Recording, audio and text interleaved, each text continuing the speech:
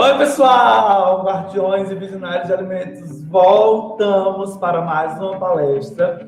Dessa vez eu quero convidar o Roger Klafker, acho que é assim que pronuncia. Ele é especialista em competitividade do Sebrae. O tema da palestra dele é 2021, encontrando oportunidades para o negócio de alimentos. Roger, seja bem-vindo. O palco é todo seu e, antes de tudo, muito obrigado por participar.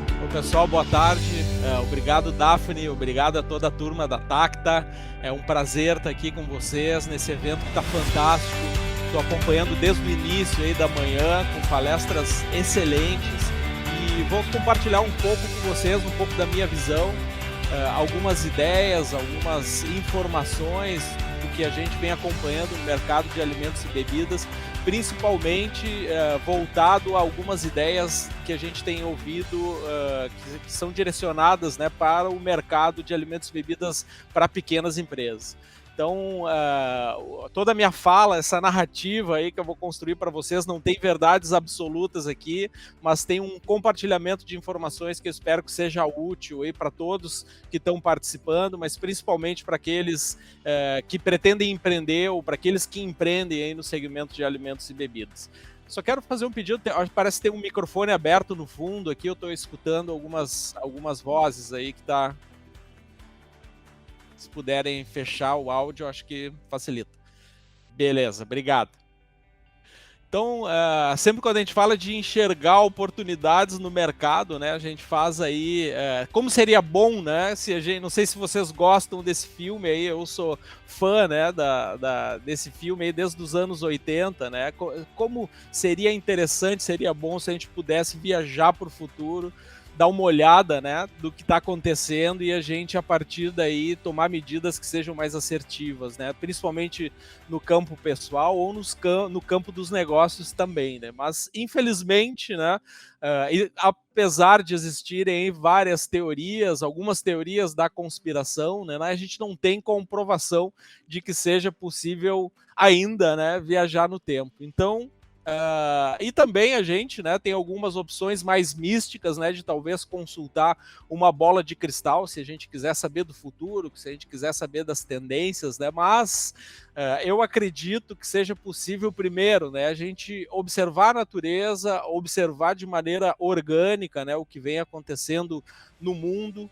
o que vem acontecendo nos mercados, né, o que vem acontecendo nas empresas, o que vem acontecendo no comportamento das pessoas, para que a gente possa fazer qualquer tipo de estudo, de observação que nos dê um pouco mais de credibilidade, para que a gente possa analisar e indicar algumas oportunidades no mercado. Outro ponto que é fundamental também é a gente olhar para ciclos, né? Seja ciclos de produtos, seja ciclos de negócios, seja ciclos de setores, sejam ciclos de tipos de comportamento, né, dos consumidores também. Então, esses ciclos fazem parte também das mudanças, né? Esses ciclos estão cada vez mais curtos, dependendo de alguns segmentos que a gente atua, de alguns setores, de alguns produtos, né? Então, é sempre fundamental a gente olhar para a natureza, observar os comportamentos, né, das pessoas e também fazer a conexão disso com a ideia de ciclos, né? E a gente, para começar a nossa conversa aqui, eu vou citar duas vezes, uma no início agora da nossa conversa e depois no final, essa autora que eu acho fantástica, né, que é uma autora, a Margaret Whitley, né, que ela fala sobre comportamento humano, fala sobre liderança e principalmente sobre inovação, sobre mudanças em tempos caóticos, né, semelhante ao que a gente vivendo agora, né. Esses livros não são tão novos, né, mas trazem algumas informações aí que podem nos ajudar. O primeiro deles eu vou citar aqui, eu vou ler para vocês, né, eu não vou, nas outras lâminas vocês vão ver, né, que eu não vou ficar lendo o tempo inteiro, mas esse aqui só para iniciar a nossa conversa eu acho que é importante. Só quero pedir de novo, acho que tem o áudio aberto novamente aqui, e fica um pouco, se puder fechar o áudio, eu agradeço. Não fomos treinados para admitir que não sabemos. Quase todos fomos orientados a demonstrar segurança e confiança, a expor nossa opinião como se fosse verdadeira. Mas o mundo atual se mostra bastante desconcertante. Precisamos estar dispostos a abandonar as nossas certezas e a esperar uma certa confusão durante algum tempo. mas a realidade não muda sozinho, precisamos agir. O futuro não é um caminho pré-determinado que somos obrigados a seguir. Podemos mudar a direção a partir desse momento, a partir daqui. Precisamos pensar criticamente, observar o que está acontecendo e decidir o que a gente quer fazer a respeito. Então, com esse trecho do livro, Conversando a Gente Se Entende, da Margaret Whitley, eu começo a falar um pouquinho aí sobre essas ideias. Então, a gente tem vários negócios falando em ciclos, né, falando em tendências, né, que já foram prósperos, que já funcionaram, que já tiveram o seu período, né, e que determinado ciclo se encerrou. E a partir daí novas oportunidades surgiram também, em vários e diferentes segmentos, né? Mas entrando mais especificamente aqui no nosso tópico, né? Como a Cris falou de forma brilhante na palestra dela, né? A gente aí em 2050 deve ter quase 10 bilhões de pessoas habitando o planeta, né? Vai ser 25% mais de pessoas que a gente vai ter habitando o planeta, né? Então, primeira pergunta, né? Como é que nós vamos fazer com que o alimento chegue até essas 10 bilhões de pessoas, né? Porque, como a Cris falou, né? Produzir, a gente consegue produzir, o desperdício é imenso, né? E os desafios logísticos para que esses alimentos cheguem principalmente naquelas pessoas que necessitam, né? Como a Cris comentou muito bem. E um outro ponto que é muito importante também, né? Que tipo de alimentação essas pessoas vão precisar e vão querer, né? A partir das escolhas, né? O que esse consumidor vai querer utilizar em termos de alimentos, né? Então aí a gente tem um desafio grande, e aí nos últimos tempos a gente tem diversos exemplos, né, de que como as coisas, os mercados, as pessoas, né, estão cada vez mais interdependentes e interconectadas, né? Vide aí o momento que a gente está vivendo aí da pandemia, que iniciou na China e se alastrou para o mundo inteiro. A gente tem movimentos, né, tinha movimentos muito fortes, né, de concentração das pessoas, principalmente nas grandes cidades. A gente tem um aumento aí dos veganos no mundo inteiro, ao mesmo tempo, né, a gente tem na China, nos últimos 30 anos, né, um aumento de consumo de proteína de origem animal, que era de 15 quilos per capita, pulando para 50, e isso faz com que esse mercado todo tenha, né, entre numa crescente muito grande a partir dessa demanda nos países mais populosos do mundo. Então a gente tem várias situações, né, que impactam o comportamento e o consumo de alimentos no mundo. Aqui no Brasil, entrando no que mais impacta, né, a gente tem uma evolução da população urbana brasileira, que até 2025, né, deve chegar em mais de 90% da nossa população. Então isso faz com que as pessoas consumam de maneira diferente, né, que as pessoas tenham menos tempo, que precisem de mais praticidade, né, que elas se deslocavam, né, muito o tempo inteiro, e a gente enxerga também que a renda da população e o desemprego são fatores que diretamente impactam a forma de consumo de alimentos e bebidas. E a gente enxerga outros fatores também que é importante levar em consideração antes da gente falar de oportunidades, antes da gente falar de tendências, né? Primeiro, a gente vem numa crescente, né, da participação das mulheres na população econômica ativa, né, dos anos 70 lá, que era em torno de 20%, hoje quase 50%. A gente tem o tempo de preparo das refeições, que nos anos 70 era em torno de 2 horas, né, que as pessoas ficavam na cozinha para preparar suas refeições, e esse tempo disponibilizado para o preparo de refeições, ele vinha diminuindo, e a gente vinha também com uma troca, né, do consumo, da compra do alimento dentro do varejo, nos supermercados, nos mini mercados, para o consumo em bares e restaurantes, a chamada alimentação fora do lar. Então a gente vinha, né, as pessoas cada vez mais fazendo a refeição fora de casa e deixando de comprar alimentos para produzir dentro de casa, isso até o início da pandemia, né? E aqui falando um pouco também, para contextualizar, um pouco do perfil das empresas brasileiras, né? E aí vou falando diretamente aí do perfil dos micro e pequenos negócios no Brasil.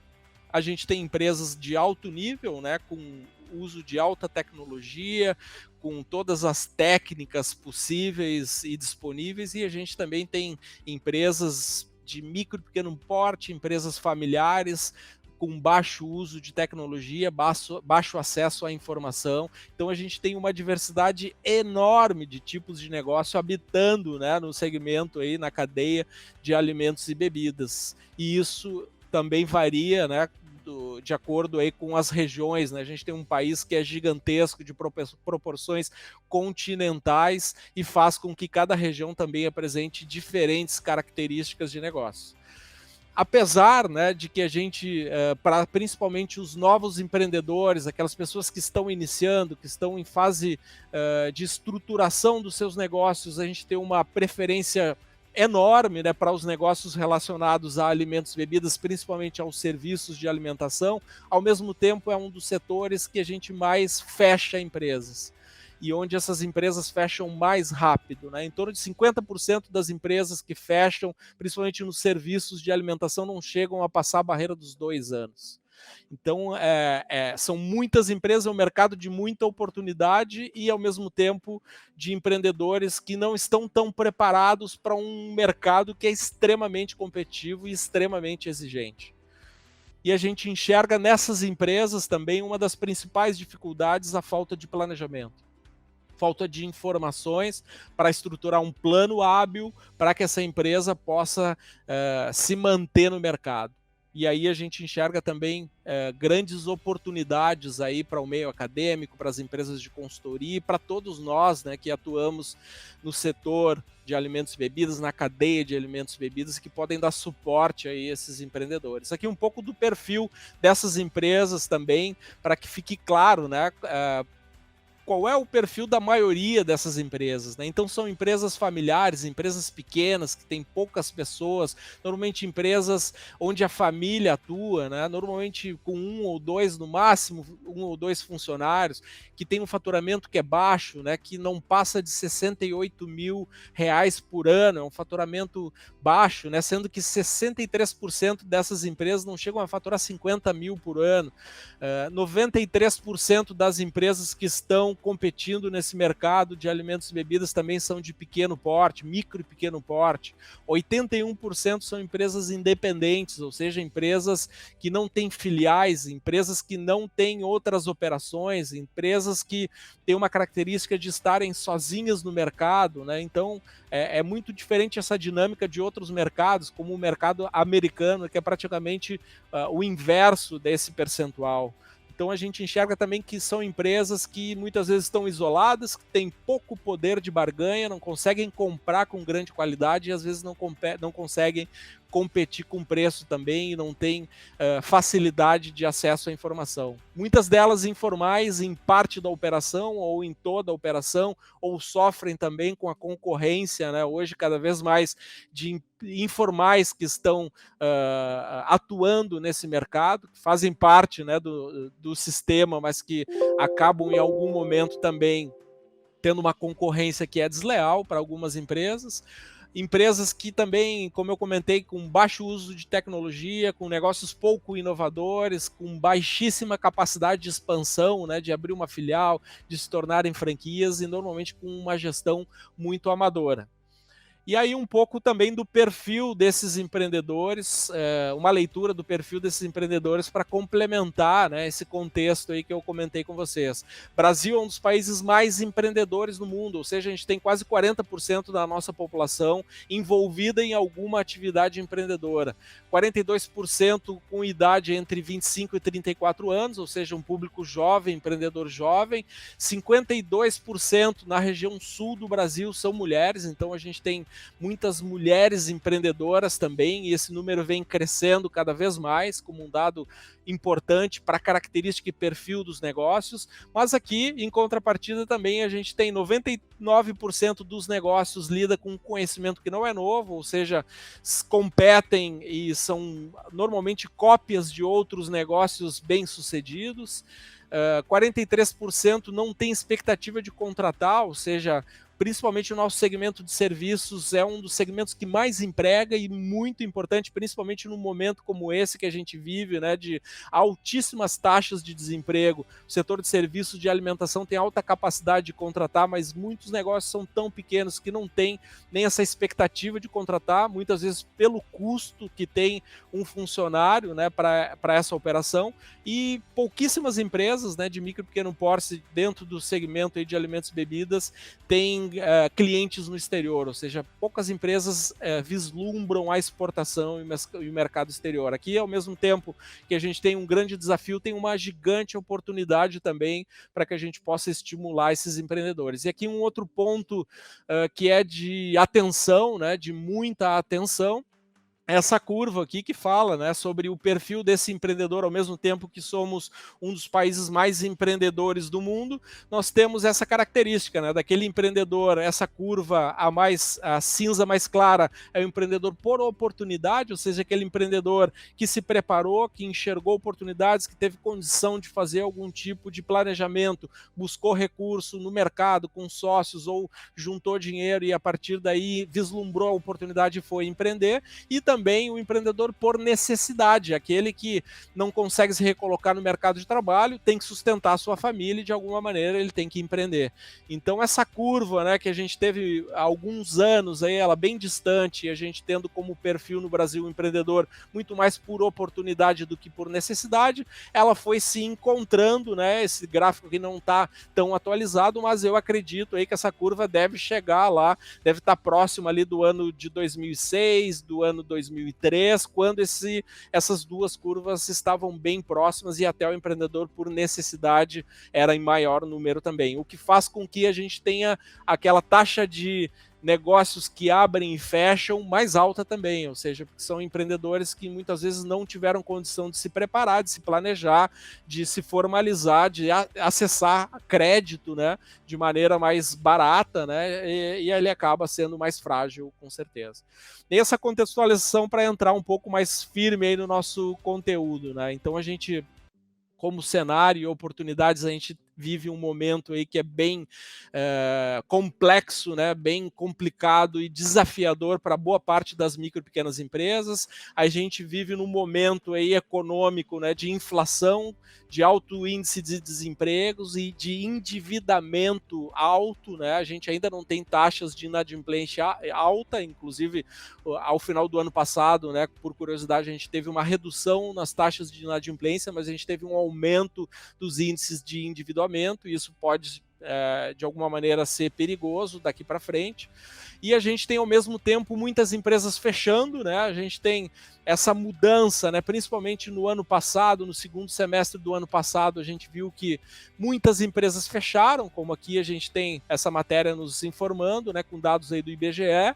Muitas empresas fecham também, não dão baixa na junta comercial e acabam não entrando aqui nessas estatísticas, mas a gente tem aqui um alto número de empresas que fecharam e ao mesmo tempo a gente tem no Brasil, né, como mostra essa matéria, em 2020, a pandemia faz recorde de novos empreendedores, sejam eles por oportunidade, sejam eles por necessidade também.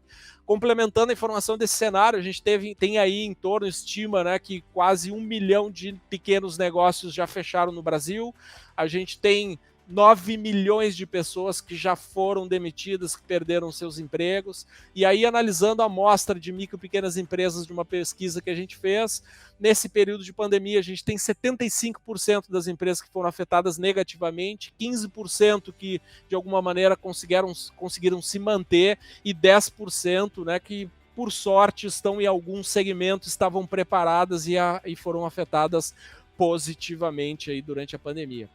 Aqui mudanças, né, nessa pesquisa que a gente fez no Sebrae, que foram implementadas, que serão mantidas no período pós-pandemia, principalmente relacionadas a redes sociais e a presença digital, e aqui também de necessidades, né, o que mais as micro e pequenas empresas precisam nesse momento, né? Isso aqui nos direciona em vários projetos que a gente desenvolve. Primeiro, capital de giro, né? Como dizem aí os nossos gurus da economia, neste momento, cash is gold, né? Ou seja, buscar capital de giro, buscar financiamento, buscar empréstimo e nos agentes financeiros se faz necessário, né? Porque a gente não tem previsão de que o mercado e esse cenário venha, infelizmente, né, a melhorar logo em seguida. Então é importante ter dinheiro no caixa para se manter nos próximos meses.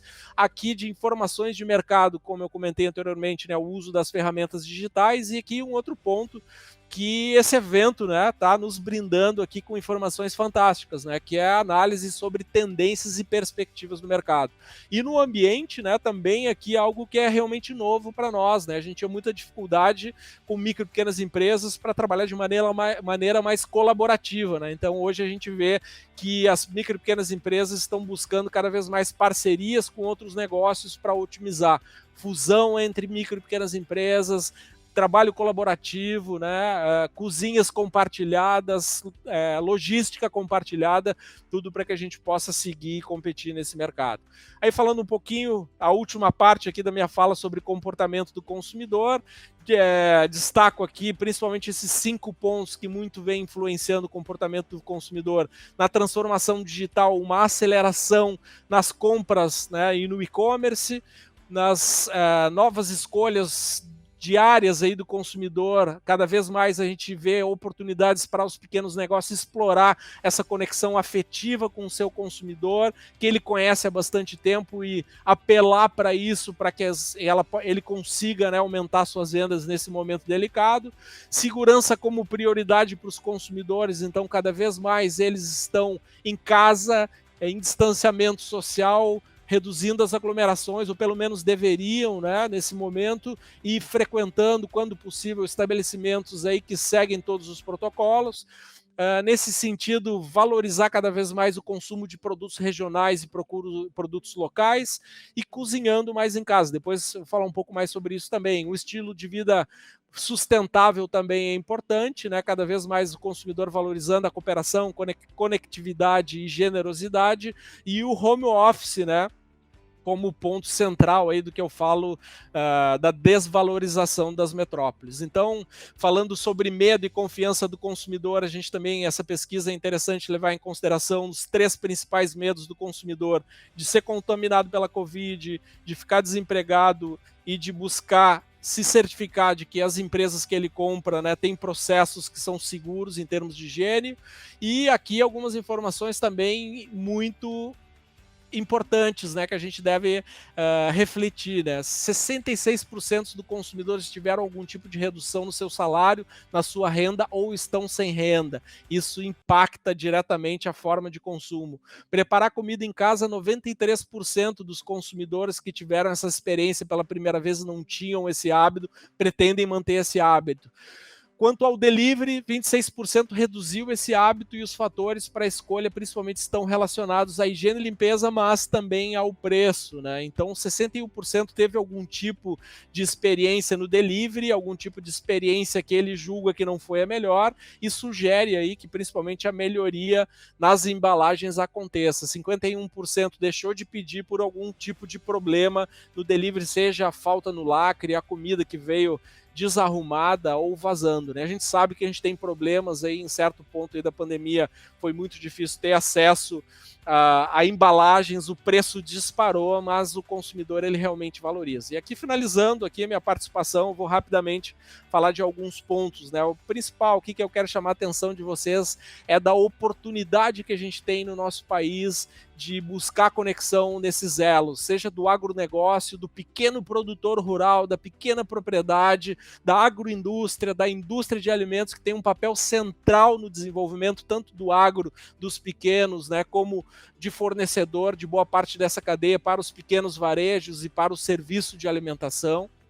E essa conexão a gente enxerga aí como uma grande fortaleza, mas um grande desafio também para nós. Aqui eu não vou ser repetitivo, né? Várias pessoas falaram sobre isso, mas vou falar de 10 pontos rapidamente aqui que a gente enxerga como oportunidade: os alimentos para imunidade e para saúde, né? 75% das pessoas compraram um alimento que reforçam a imunidade e a saúde durante a pandemia, preferência principalmente para alimentos saudáveis, dietas funcionais, produtos naturais naturais, frescos, sustentáveis e com origem, né, e principalmente livres de artificiais. Aí a gente vê, tem alguns números aí sobre esse mercado de suplementos, pílulas, farinhas, doses com ingredientes naturais aí como gengibre, açafrão e similares, né, a expectativa desse mercado chegar a quase 10 bilhões até 2025. A gente recebeu aí na caixa da inovação, né, esse produto fantástico da Inovamate, que tem tudo a ver com essa pegada. Tem várias outras pequenas empresas, né, fazendo também produtos ligados a essa tendência de produtos frescos, produtos naturais, produtos saudáveis, produtos locais. É importante a gente seguir falando, né, do Clean Label, Clear Label, sustentabilidade e origem dos alimentos. Aqui eu destaco esse trabalho que a Urban Farms vem fazendo, né, de divulgação aí do seu hambúrguer plant-based, né, que só ingredientes que você conhece faltava descobrir do que eles são capazes. Então, nessa batida, né, de que 68% dos consumidores apontaram nas tendências durante a pandemia que a preocupação com a sustentabilidade e a valorização da origem dos produtos é algo importante. Chipotle, né, que é uma das redes de food service que mais crescem no mundo, né, fazendo divulgação aí do menu totalmente livre de conservantes, usando apenas 51 ingredientes, todos eles conhecidos. Aqui a Ogiva, né, uma pequena empresa aqui do Rio Grande do Sul que estampado o rótulo é a lista de ingredientes, todos eles conhecidos. A pesquisa também que nos mostra, né, quanto à origem, os adultos que mais estão dispostos a investir em alimentos também falam, né, que preferem itens naturais, produtos sustentáveis, produtos orgânicos, e aqui um desafio, uma grande oportunidade para todos nós no Brasil, o trabalho em cima de itens sazonais, né? A gente tem uma riqueza enorme aí de produtos da estação e que às vezes ficam esquecidos. Falando também sobre origem, né? A gente tem a cerveja artesanal crescendo muito no nosso país, e a gente tem o lúpulo, né, que era praticamente 100% importado, hoje a gente trazendo produtos de origem para a nossa cerveja, e indicação de procedência e denominação de origem para valorizar os produtos regionais. Falando também sobre bem-estar animal e proteínas alternativas, né?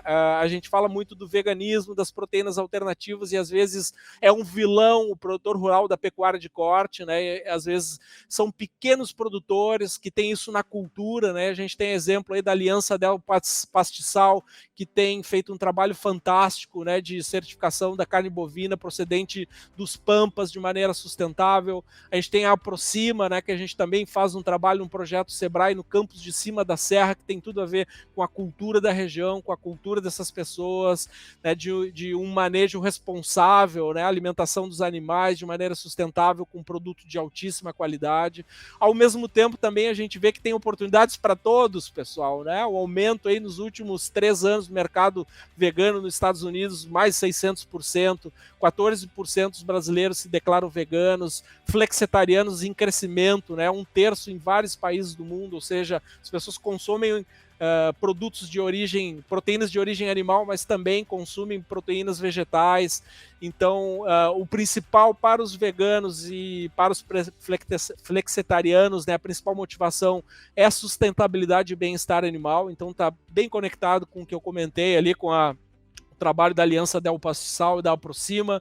Oportunidade aí também para os pequenos produtores rurais, né, os legumes proteicos, grão de bico, lentilha, feijão, com alta tendência, né, de crescimento desse mercado de insetos comestíveis aí, que deve chegar a mais de 1 bilhão de euros até 2023.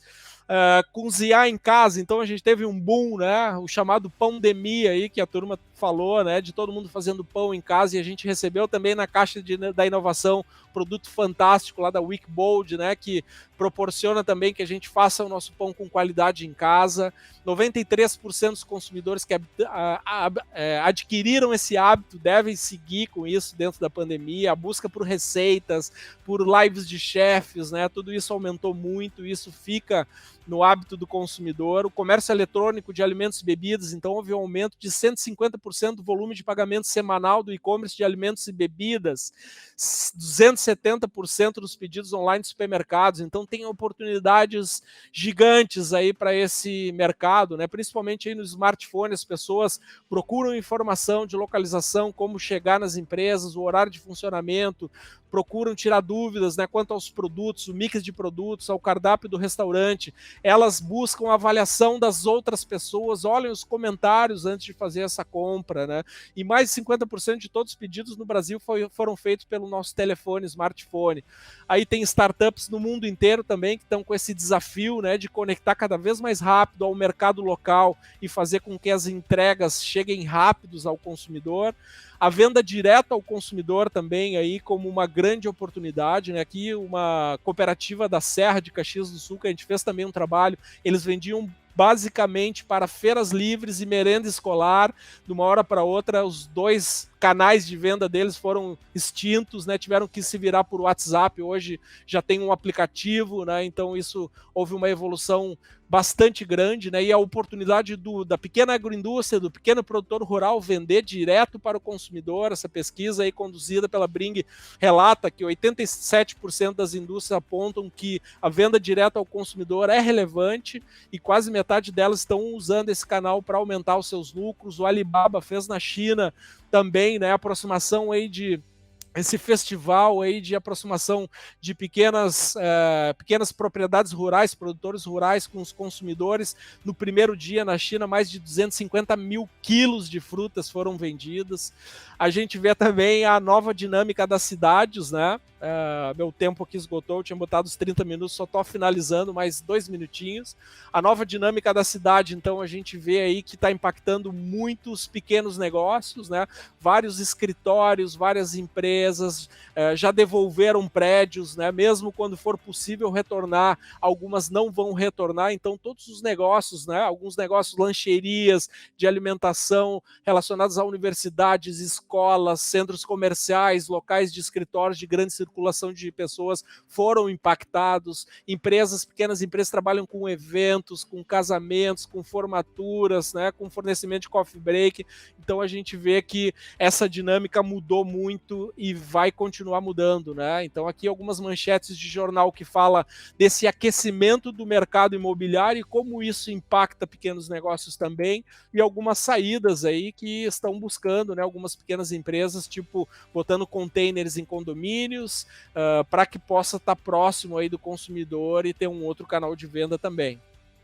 Finalizando, né, a gente vê também que o design da gastronomia aí foi impactado, redes grandes aí desse mercado já fizeram a sua virada, né? Ou seja, Taco Bell apostou no drive-thru baseado em mais de quase 5 milhões de carros adicionais que foram atendidos no drive-thru em 2020 comparando 2019, e o Burger King também já lançou 2 novos modelos de loja aí que ocupam 60% menos espaço, que estão disponíveis para todos os canais, ou seja, para o consumidor ir lá retirar, para que ele possa parar o seu carro e consumir dentro do carro, para que ele possa consumir fora da loja, né, num ambiente aberto e mais seguro, para que o motoboy possa chegar e recolher, para que ele possa também passar e recolher. Então, as grandes corporações que têm recursos já estão investindo em novos formatos, e isso fica de inspiração também aí para os pequenos, né? E ao mesmo tempo a gente vê que 42% dos consumidores relatam que se sentem mais seguros e dão preferência para consumir em restaurantes que têm espaços abertos. E aí a gente tem alguns exemplos aí do que vem acontecendo pelo mundo e que deve seguir acontecendo aí como preferência do consumidor também aqui no Brasil.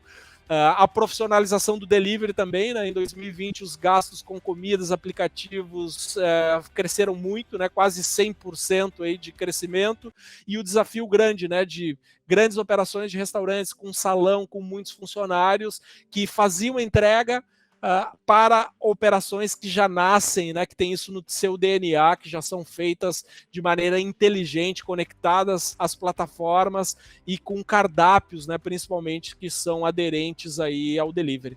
Aqui alguns exemplos como o Delivery Center, né, que já vem fazendo isso, o desafio, né, de trazer aquele cardápio gigante para um cardápio mais enxuto, que seja mais atrativo para o consumidor na palma da sua mão. E finalizando aí a minha fala, o desafio da tecnologia no mercado de alimentos e bebidas no varejo, né, que a gente possa reduzir o atrito do consumidor, para que a gente possa utilizar aqui, esse desenho mostra as várias oportunidades de sistemas que existem aí para que os empresários possam se organizar, desde sistemas de gestão até sistemas que sejam preventivos na questão das perdas, para reservas, né, para venda online, que disponibilizam Wi-Fi para os participantes, para treinamento da equipe, né, para gestão dessa equipe. Então, softwares e tecnologia não faltam. Aí a gente vê o exemplo também da Amazon, né, que vem reduzindo o atrito, né? A gente teve a oportunidade de visitar em 2019 lá em Chicago a loja da Amazon Go, né, onde a gente fazia com a leitura do QR Code, entrava na loja, pegava tudo que queria, colocava na sacola e simplesmente saía. A evolução para esse modelo aí que é só colocar a palma e entrar na loja. E aí a gente vê também as novas gerações já habituadas a isso, ao consumidor buscando informações dos produtos, informações nutricionais e de rastreabilidade também, que dão confiança a partir da tecnologia, e as várias experiências aí que estão sendo feitas também para aprimorar essa experiência do delivery. Então, finalizando aqui o meu recado, é a hora de que com essas informações que a gente viu nesse evento fantástico, a gente parta para ação. Se a gente errar, é sinal que a gente tem que errar rápido e aprender mais rápido ainda com esse erro para que a gente possa avançar. E aí, de novo, para fechar minha fala, cito aí a Margaret Whitley, né, que quando estamos concentrados em controlar, ficamos preocupados com a resistência. Como nada é tão controlável, logo entramos num ciclo de exercer o controle, não conseguir controlar, tentar exercer esse controle de maneira mais forte, não conseguir de novo e entrar em pânico. É algo semelhante aí com o momento que a gente vem vivendo aí nas organizações do mercado.